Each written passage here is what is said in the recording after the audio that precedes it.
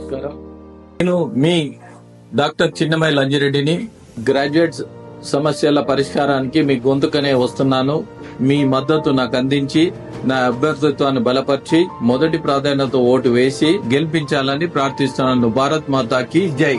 పిఠాపురం నియోజకవర్గం graduate MLC ఎన్నికల్లో గెలుపే ధ్యేయంగా పనిచేస్తున్నామని ఎమ్మెల్యే నిమ్మకాయల చినరాజప్ప పేర్కొన్నారు. ప్రజలు తమ ఓటు వేసి గెలిపించాలని విజ్ఞప్తి చేశారు. సీఎం చంద్రబాబు నాయకత్వంలో రాష్ట్రం ముందుకు వెళ్తోందని అన్నారు. వల్లభనేని వంశీ అరెస్టుపై వైఎస్ జగన్ అనవసర రాద్ధాంతం చేస్తున్నారని విమర్శించారు.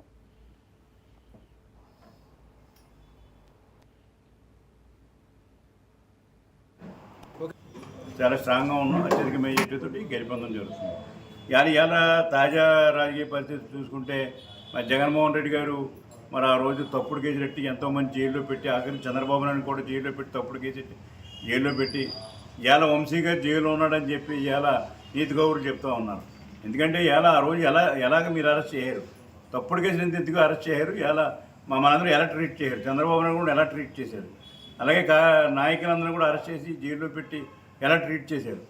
మరి ఇవాళ మీకు ఒక్క కేసులో వంశీ గారు మరి జైల్లోకి వెళ్తే జైల్లోకి వెళ్ళి మరి ఇవాళ అనైతికంగా వీళ్ళందరూ కూడా ప్రచారం చేస్తూ ఇవాళ జగన్మోహన్ రెడ్డి గారు కూడా మరి ఇవాళ మాట్లాడుతున్నాడంటే చాలా దారుణం.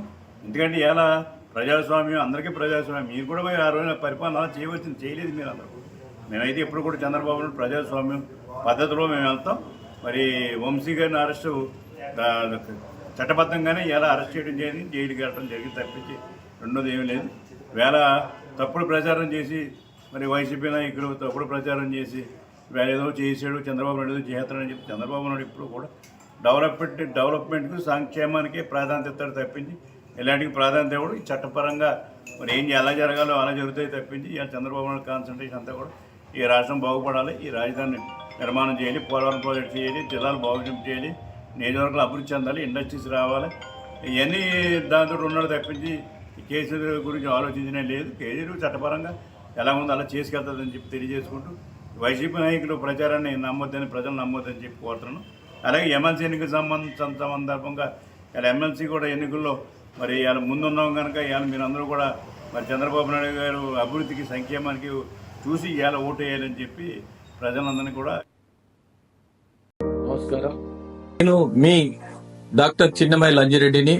గ్రాడ్యుయేట్స్ సమస్యల పరిష్కారానికి మీ గొంతుకనే వస్తున్నాను. మీ మద్దతు నాకు అందించి నా అభ్యర్థిత్వాన్ని బలపరిచి మొదటి ప్రాధాన్యత ఓటు వేసి గెలిపించాలని ప్రార్థిస్తున్నాను. భారత్ మాతాకి జై.